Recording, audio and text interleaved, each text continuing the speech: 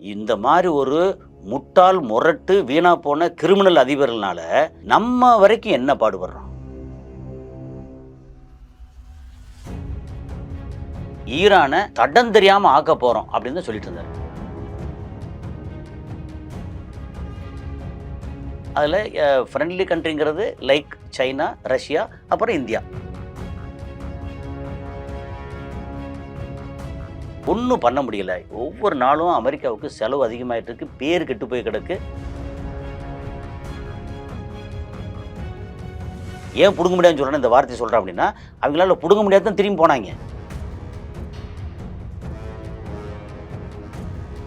இப்போ நீ அடிச்சேன்னா அமெரிக்கா சிட்டியை தாக்குற அளவுக்கு வந்து ஒரு 8, 10 மிசைல் வந்து ரெடி பண்ணி வச்சிருக்காங்க. வந்து 3 பேர் வந்து என்கிட்ட கெஞ்சினாங்க. They were literally they were begging. So I thought I can postpone. America வந்து பின்வாங்கிறதுக்கு ஒரு வழி தேடுறாங்க. அமெரிக்கா வந்து வெறுக்கப்படும் நாடுகள்ல கிட்டத்தட்ட 2வது நாடு.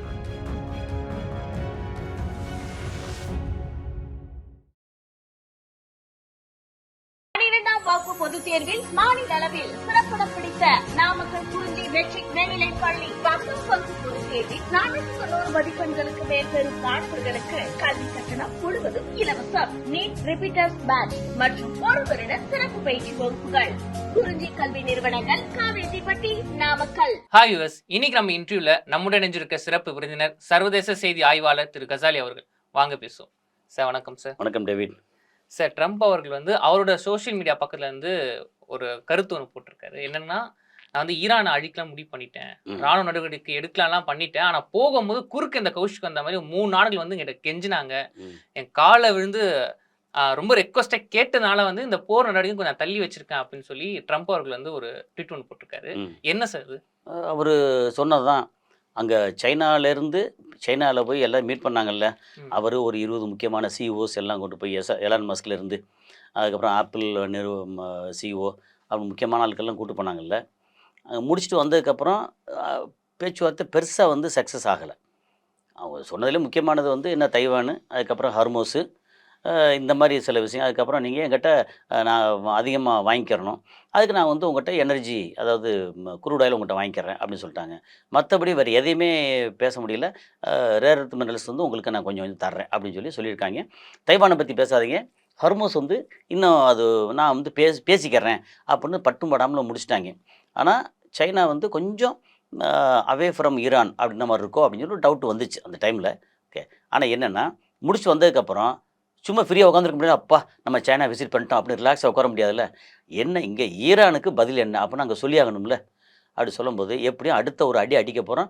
ஆப்ரேஷன் எபிக் ஃபியூரி 2.0 வந்து ஈரானை தடம் தெரியாமல் ஆக்க போகிறோம் அப்படின்னு தான் சொல்லிட்டு இருந்தார். ஏன்னா அவர் அப்படித்தான் வந்து அவரோட அந்த ட்ரூத் சோஷியல் மீடியா இருக்குல்ல, அதில் வந்து எழுதுவார். அது எழுதும்போது இதுக்கு முன்னாடி 2-3 வாரத்துக்கு முன்னாடி பேச்சுவார்த்தை, பாகிஸ்தான் இஸ்லாமாபாத் பேச்சுவார்த்தை இருந்துச்சு இல்லையா, அந்த டைமில் நான் வந்து அடிக்கலாம்னு நினச்சேன்.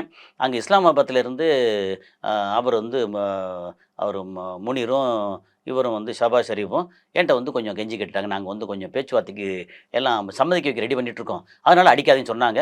சரி ஓகே, நான் வந்து வெயிட் பண்ணுறேன். இலகன மனசு. ஆமாம், அப்படி அவர் பயங்கரமான இலகன மனசு அப்படி வச்சுக்கலாம். அப்படி சொன்னாரா. இப்போ திருப்பி அடித்தாகணும். ஏன்னா அதுக்கப்புறம் என்ன சொன்னாலும் ஈரான் வந்து அவங்களோட இதில் ஸ்டாண்டில் என்ன இருக்காங்க, ஒரு 5 பாயிண்ட்டு கொடுத்தாங்க. நாங்கள் இந்தந்த பாயிண்ட்லாம் ஓகே அப்படின்னா நாங்கள் ஹர்மோஸ் வந்து திறந்து விட தயார். இப்போவும் திறந்தா இருக்குது, ஆனால் ஃப்ரெண்ட்லி கண்ட்ரிஸ்க்கு மட்டும் திறந்துருக்கு. எங்களோட யாரெல்லாம் வாரில் ஈடுபட்டிருக்காங்களோ அகென்ஸ்டாக அவங்களுக்கு திறந்து விடலை. நாங்கள் வந்து அடைச்சிட்டோம் அப்படின்னு சொல்லி அடைச்சிட்டோன்னா குறுக்கப்படுக்கிறது இல்லை, ஆள் இருக்குது, கண்காணிச்சுக்கிட்டு இருக்கோம், வந்து அடிப்போம் அப்படிங்கிறது தான். அதில் ஃப்ரெண்ட்லி கண்ட்ரிங்கிறது லைக் சைனா, ரஷ்யா, அப்புறம் இந்தியா அவங்க சொன்னது. எங்களோட வார் போடுறது யாருன்னா ஒன்று அமெரிக்கா, இன்னொன்று இஸ்ரேல், இன்னொன்று யுஏஇ. ஓகே, எங்களோட சண்டையில் இருக்குது. இந்த கண்ட்ரிக்கு இதெல்லாம் நாங்கள் வந்து விடமாட்டோம் அப்படின்னு சொன்னாங்க. மற்றவங்களுக்கெல்லாம் வந்து வேறு இது இல்லாமல் எனிமி கண்ட்ரி, ஃப்ரெண்ட்லி கண்ட்ரி, அதில் மற்ற கண்ட்ரிஸ்க்கெல்லாம் டோல் வசூலிப்போம். இந்தியாவுக்கும் டோல் உண்டு, பட் டோலோட இது லெவல் வந்து வேரி ஆகும் அப்படின்னு சொல்லிட்டு இருந்தாங்க.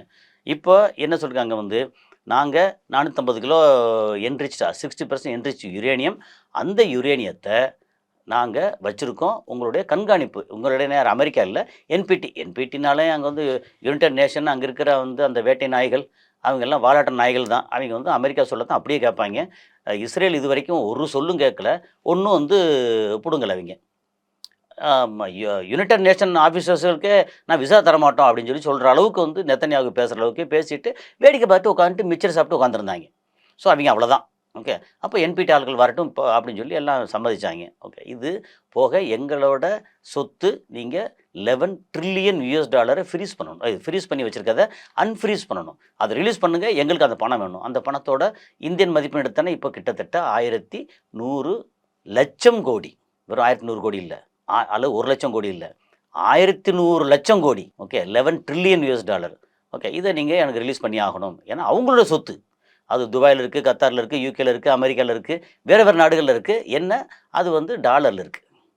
அப்புறம் அந்தந்த நாடுகள் வந்து பேங்க் வந்து வேறு கரன்சி இருந்தால் கூட அமெரிக்கா சொல்லாமல் ரிலீஸ் பண்ண மாட்டாங்க அப்படிங்கிறதான். எனக்கு அதை ரிலீஸ் பண்ணி விடு அப்படின்னு சொல்கிறாங்க.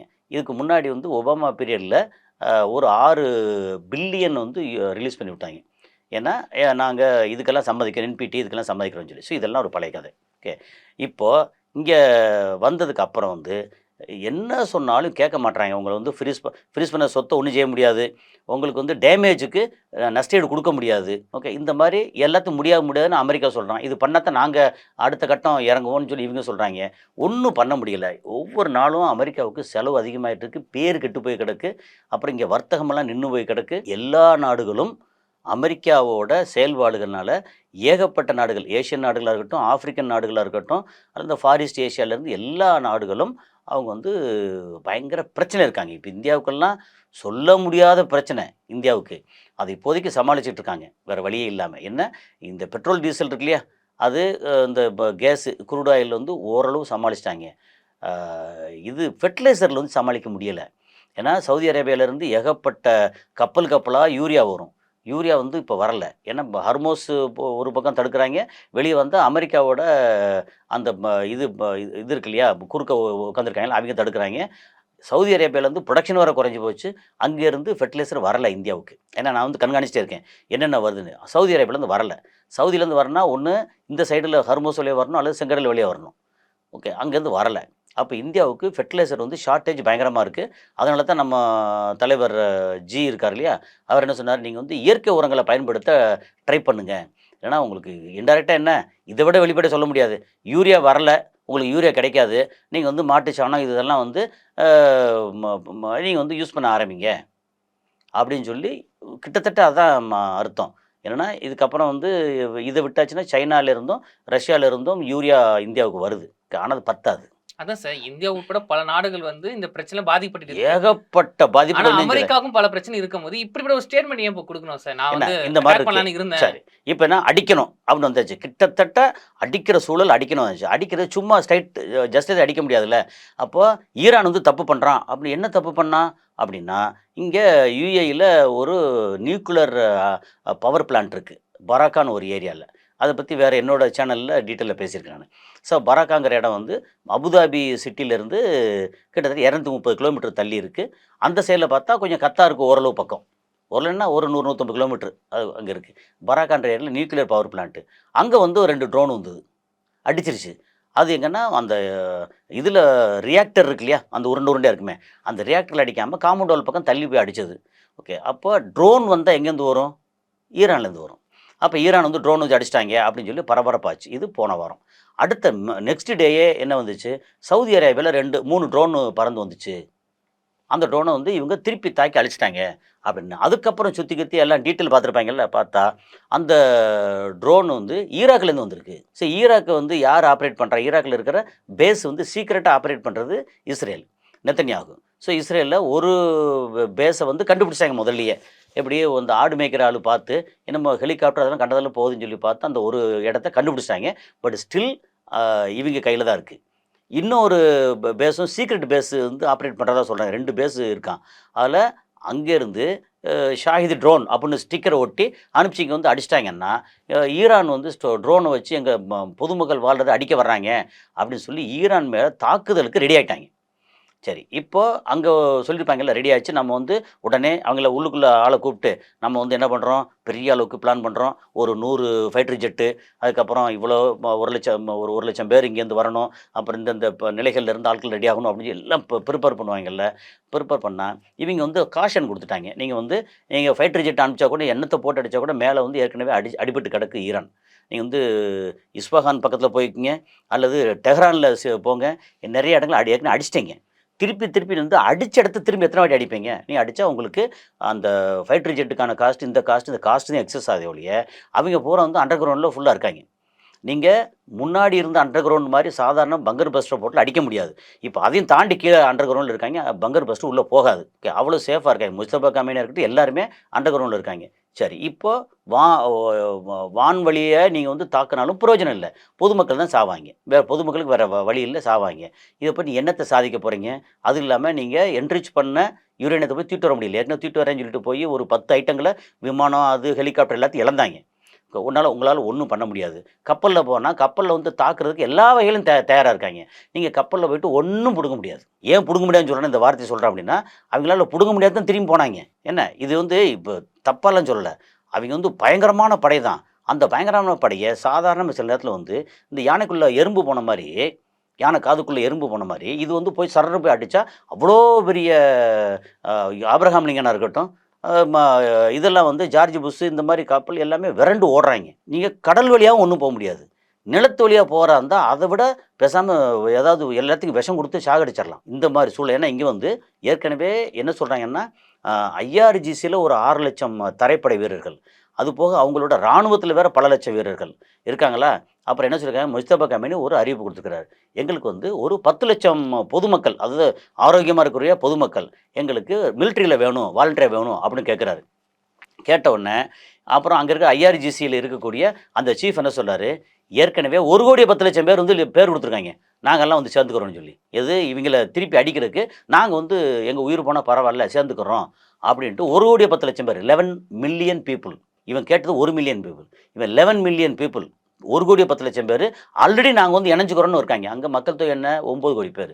நீங்கள் பெரியவங்க, கிட்டத்தட்ட பெண்கள், குழந்தைகள் எல்லாத்தையும் நீக்கிட்டால் கூட ஒரு 2.5-3 கோடி பேர் இருப்பாங்க. அந்த 2.5-3 கோடி பேரில் வந்து 1,10,00,000 பேர் வந்து ஆல்ரெடி வந்து நாங்கள் வர்றோம்னு சொல்லிட்டாங்க. அப்படின்னா எல்லாம் அப்படி மிரண்டு போயிருக்காங்க. ஸோ இந்த நேரத்தில் நீங்கள் தரைப்படையிலையும் போக முடியாது. அப்போ நீங்கள் எதை வச்சு அடிக்க போகிறீங்க? அப்போ பேச்சுவார்த்தை பேசுங்க. மிரட்டியாவது அவங்கள வந்து ஏதாவது பேச்சுவார்த்தை கொண்டு வாங்க அப்படின்னா, பேச்சுவார்த்தைக்கு அவங்க ரிஜிடாக நிற்கிறாங்க. ஏன்னா எப்படி பார்த்தாலும் முன்னாடி அடித்த அடிக்கு அவங்க பயந்துருந்தாங்கன்னா, அன்றைக்கே வந்து பேச்சுவார்த்தை எல்லாம் முடிஞ்சு சோழி முடித்து ரேசா பகலையை கொண்டு வந்து டம்மியாக உட்கார வச்சு இந்நேரம் வேறு ரேஞ்சுக்கு ஆகிருக்கும். அடுத்து சைனா வந்து தலையை முக்காடு போட வச்சுருப்பாங்க.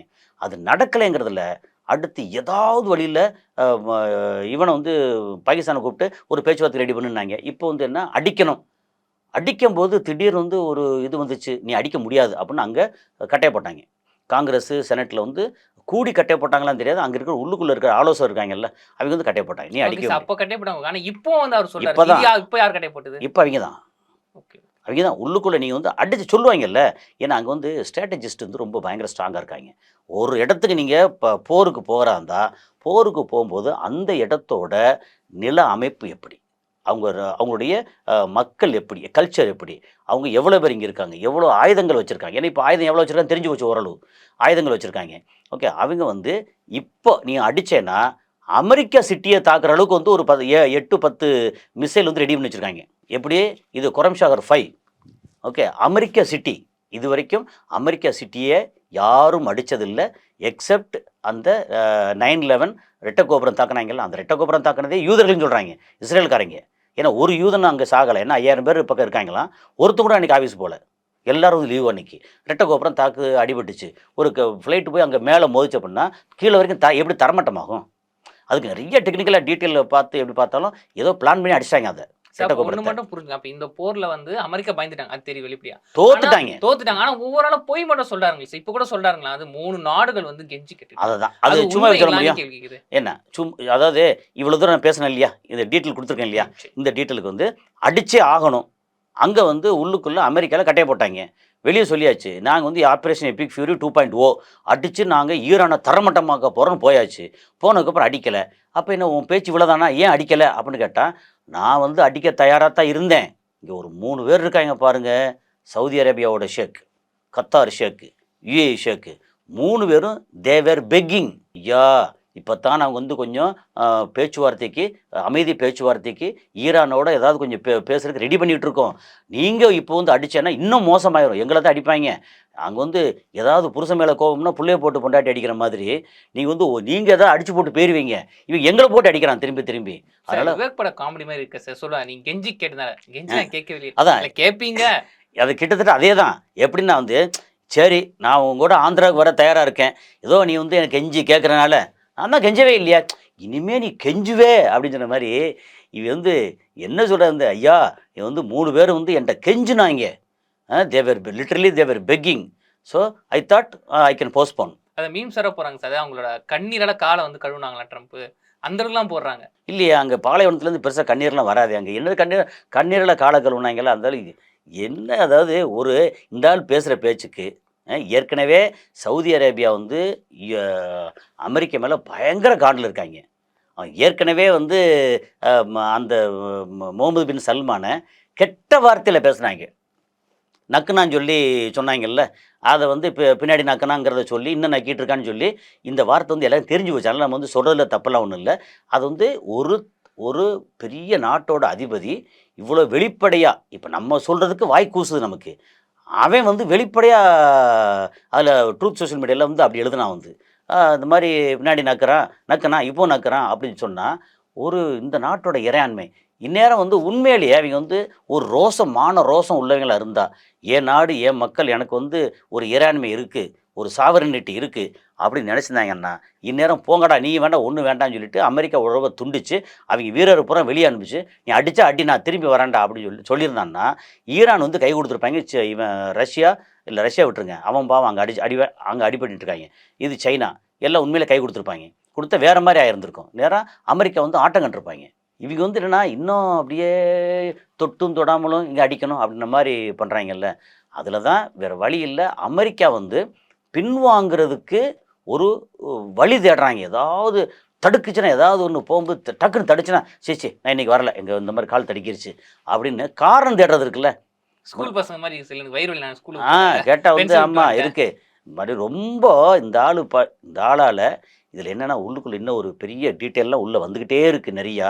எப்படின்னா அமெரிக்கா வந்து வெறுக்கப்படும் நாடுகளில் கிட்டத்தட்ட 2வது நாடு இப்போ வந்துருச்சு. ஆமாம், முதல் நாடு எதாக இருக்குன்னு நினைக்கிறீங்க? 97.8% எல்லா நாடுகளும் வெறுக்கக்கூடிய முதலிடத்துல நாடு வந்து இஸ்ரேல், 98.7%. ஆனால் இதுக்கே ட்ரம்ப் ஃபீல் பண்ணுவார், சார் ஃபஸ்ட்டு நம்மளுக்கு வரலையே அது. ஆமாம், எல்லாம் நான் தான், எனக்கு நோபல் பரிசு கொடுங்கப்பா, நான் தான் வெறுக்கிற அளவுக்கு நான் ஒரு நாட்டை வளர்த்துருக்கேனே, என் நாட்டை கொண்டு வந்துட்டேனே, எனக்கு நோபல் பரிசு கொடு அப்படின்னு சொல்லி இந்த ஒருவேளை நோபல் பரிசு கொடுத்துட்டு அதோட செத்து போயிடும் போல இருக்கு அதனால. ஆமாம், அப்பா எனக்கு நோபல் பரிசு கிடச்சிப்பா ஓகே அப்படின்னு சொல்லி தூக்கு பிடிச்சி செத்துருவாங்க போல இருக்கு. உண்மையிலேயே இவங்கெல்லாம் வந்து என்னத்தை சொல்கிறது, இப்படி அதாவது நமக்கு இது ஜாலியாக பேசுகிறோம், இந்த மாதிரி ஒரு முட்டாள் முரட்டு வீணாக போன கிரிமினல் அதிபர்களால் நம்ம வரைக்கும் என்ன பாடுபடுறோம் யோசிச்சு பாருங்கள். இந்தியா வந்து ஏதோ ஒரு பக்கம் நம்ம வந்து வேறு வழி இல்லாமல் அது தந்தையர் நாடு, இது இப்படியாகும் அப்படியாகும் சொல்லி பேசி வெளியுறவு கொள்கையில் வந்து தப்பாக போய்கிட்டு இருக்குன்னு நிறையா பேர் எழுதுகிறாங்க. நான் நிறைய படிக்கிறோம்ல, அதில் சங்கிகளே சில நேரம் தன்னையும் அறியாமல் என்ன பண்ணிட்டாங்க, இல்லை இந்த மாதிரி கொஞ்சம் ஒரு வழி மாதிரி தடம் மாதிரி போயிட்டாரோ அப்படின்னு மைல்டாக சொல்கிறாங்க. நம்ம வந்து வெளியுறவு கொள்கையில் வந்து கொஞ்சம் லேசாக தடம் மாறிட்டாரோ, நம்ம ஏற்கனவே ரஷ்யாவையும் ஈரானையும் நம்ம ரொம்ப நெருக்கமாக வச்சுருந்தோம், ரெண்டையும் நம்ம பகிச்சுக்கிட்டோம், நமக்கு வரக்கூடியது எல்லாமே சவுதி அரேபியாவிலேருந்து என்ன வருது, யுஏலேருந்து வருது, முன்னாடி இது ஈரான்லேருந்து வந்துச்சு, இப்போ ஈரான்லேருந்து வரலை, ரஷ்யா வந்து இப்போ வேறு வழியெல்லாம் சப்போர்ட் பண்ணிகிட்ருக்காங்க. எனி டைம் சைனா பேச்சை டக்குன்னு நிறுத்திட்டாங்கன்னா இந்தியா வந்து அதோகதி. அப்போ நம்ம வந்து கொஞ்சம் தப்பு பண்ணிட்டாரோ அப்படின்னு சங்கிகள் வந்து மெதுவாக அப்படி மைல்டாக ஒரு மாதிரி அப்படியே பேசுகிறாங்க வேறு வழி இல்லாமல். ஸோ வெளியுறவுக்குள் இவ்வளோ வந்து மோசமாக இருக்குது. இது காரணம் என்ன, அங்கே பிப்ரவரி 28 யார் சொல்ல கேட்டோ டக்குன்னு வந்து அடித்தாங்கல்ல, அடித்து இவ்வளோ மோசமாயிருச்சு. இப்போ என்னென்னா போர் நிறுத்தம் கொஞ்ச நாளைக்கு நான் வந்து தள்ளி போட்டிருக்கேன். ஏய் ஈரான் பார்த்துக்கோ, நான் வந்து அப்படியே முறைச்சி பார்த்தேன்னா எரிஞ்சிருவேன், நான் யார் தெரியுமா, ட்ரம்ப்புடா அப்படின்னு சொல்லிட்டு எல்லாம் சொல்லியிருக்காங்கல்ல. ஆமாம், இவங்க வந்து கெட்டவத்தில் பேசுவாங்க, வேறு என்ன சொல்லுது, லாஸ்ட் கொஸ்டின் ஒன்று சார். சரி. இப்போ இந்த ஒரு சூழ்நிலையை பார்க்கும்போது போர் வந்து நாளைக்கு முடிவோ இல்லை ஒரு மாதம் கழிச்சு எப்போ முடிவுக்கு வரும்னு சொல்ல முடியாது. ஆனால் இன்கேஸ் போர் முடிவுக்கு வந்தாலும் இந்த ஒரு பாதிப்புலேருந்து எந்த நாடும் வந்து மீண்டும் உடனே வர முடியுமா சார்? இப்போ ஒரு விஷயம்னா போர் வந்து இந்த ஹர்மோஸை திறக்கிறோன்னு சொல்லிட்டாங்க, இனி சண்டை இல்லை, ஒரு காம்பன்சேஷன் கொடுக்குறோம், இல்லை ஃப்ரீஸ் பண்ண அவங்க சொத்தெல்லாம் ரிலீஸ் பண்ணிடுறோம், கொஞ்சம் கொஞ்சமாக கூட ரிலீஸ் பண்ணிடுறோம், இதெல்லாம் வந்துருச்சுன்னு வைங்க. மேபி ஒரு மாதத்தில் வந்துருச்சு, இல்லை 2 மாதத்தில் வந்துருச்சு வைங்களேன். அப்போது ஈரான் என்ன செய்ய வந்து ஹர்மோஸ் வந்து நான் ரிலீஸ் பண்ணுறேன், நான் ஓப்பன் பண்ணி விட்றேன், பட் அதோட பாதுகாப்பு இதெல்லாம் சேர்த்து நான் வசூல் பண்ணுறேன். அப்போ என்ன டோல் வசூல் பண்ணுறேன். ஓகே, உங்களுக்கு இன்சூரன்ஸ் கணக்கு இது சொன்ன மாதிரி தான். இந்த மாதிரி யாராவது உங்களை வந்து மிரட்டினா, நம்ம சிங்கம் படத்தில் யாராவது உங்களை வந்து மிரட்டினா என்கிட்ட சொல்லுங்கள், நான் பார்த்துக்கறேன். நான் யாருங்க என்ன மிரட்ட போகிறா அப்படின்னா, மிரட்டுவாங்க ஐயா. அதான் சரி, யாருங்க மிரட்டும்? ஏய் நான் தாண்டா மிரட்டுவேன் அப்படின்னு சொன்ன மாதிரி அங்கே வந்து யாராவது இங்கே நீங்கள் போகும்போது உங்களை தடுக்கிறதுக்கு ஏதோ வந்து பிரச்சனை பண்ணாங்கன்னா, யாருங்க பிரச்சனை பண்ண போகிறா? நான் தான் பிரச்சனை பண்ணுவேன், எனக்கு வந்து இவ்வளோ காசை கொடுத்துட்டு போ அப்படின்னு டோல் வசூல் பண்ணுறதுக்கு ஒரு வாய்ப்பு. இது கூட பரவாயில்லன்ற அளவுக்கு இன்னொரு புது விஷயத்தை கையில் எடுத்திருக்காங்க. கேள்விப்பட்டிருப்பீங்க, அண்டர் கிரவுண்டில் போகிற இது பைப், இது கேபிள் லைன் இருக்குல்ல, ஃபைபர் ஆப்டிக் கேபிள், அதில் கூகுள், மெட்டா, மற்ற இது சார்ந்த பெரிய பெரிய நிறுவனங்களோட கேபிள் வந்து இங்கே போயிட்டுருக்கு. யுஏஇ, சவுதி அரேபியா, மற்ற எல்லா இடத்துக்கும் போய்கிட்டு இருக்கு. அதுக்கு வருஷம் ரெண்ட் வசூல் பண்ண போகிறாங்க. ஏன் இடத்தோட கடல் வழியாக தானே போகுது, அதுக்கு ரெண்ட் இவ்வளோ கொடு அப்படின்னா மில்லியன் அண்ட் பில்லியனில் கேட்பாங்க. அது கேட்டால் என்ன ஆகும்? அப்புறம் வந்து க்ளவுடில் நம்ம ஸ்டோர் பண்ணுறோம்ல, அதுக்கு வந்து இப்போ வருஷத்துக்கு 1000 ரூபா அப்படின்னு சொல்லியாச்சுன்னா வருஷத்துக்கு 1300 எல்லாம் வந்து கடைசியாக ஓவரால் இங்கே தலையில் வெடிய போகுது. அது ஈரானுக்கு போய் சேரப்போகுது. ஈரான் வந்து சும்மா இருக்கும்போதே கஷ்டப்படுற காலத்திலேயே இவ்வளோ வெப்பன் செஞ்சு வச்சான். இனி வந்து ஏகப்பட்ட காசு வந்து சேர்ந்துருச்சு அப்படின்னா வெப்பன் எல்லாம் குமிச்சு வைக்க போகிறாங்க. அதுக்கப்புறம் வந்து ஒரு 10-12 அணு ஆயுதத்துக்கு பதிலாக வந்து பெருசாக வந்து அணு ஆயுத உலை வச்சுருப்பான். கேட்டால் ஒன்று அடிப்பண்டா அப்படின்னு வடகொரியா மாதிரி பண்ண போகிறான். அதுக்கப்புறம் அந்த ரீஜனில் வந்து திடீர்னு யுஏஇ பிடிச்சிக்கிட்டு இது என்னோட சேர்ந்தது, சவுதி அரேபியா வந்து நீ ஒழுங்காக இருக்கையில் ஒன்றையும் பிடிக்கவா அப்படின்னு கேட்பான். எல்லா வேலையும் பண்ணுவாங்க. என் கையில் அந்த ரீஜனில் கையில் ஆயுதம் இருக்குது. அப்புறம் அங்கே ப்ராக்சிஸுக்கு எக்கச்சக்கமாக ஆயுதத்தெல்லாம் கொடுத்து இஸ்ரேலை வந்து அடி பண்ணி வச்சுருவாங்க. அப்படிங்கிற மாதிரி ஒரு சூழல் இருக்குது. நன்றி சார். ட்ரம்ப் அவர்கள் போட்ட ஸ்டேட்மெண்ட்டை பற்றியும் ஈரான் அமெரிக்கா போரை பற்றியே பல அப்டேட் நியூஸ்களை எங்கள் கூட பகிர்ந்துக்கிட்டீங்க. நன்றி.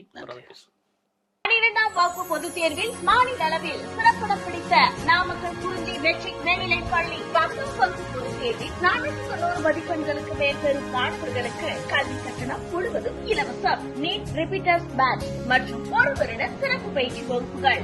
குறிஞ்சி கல்வி நிறுவனங்கள், காவேரிப்பட்டி, நாமக்கல்.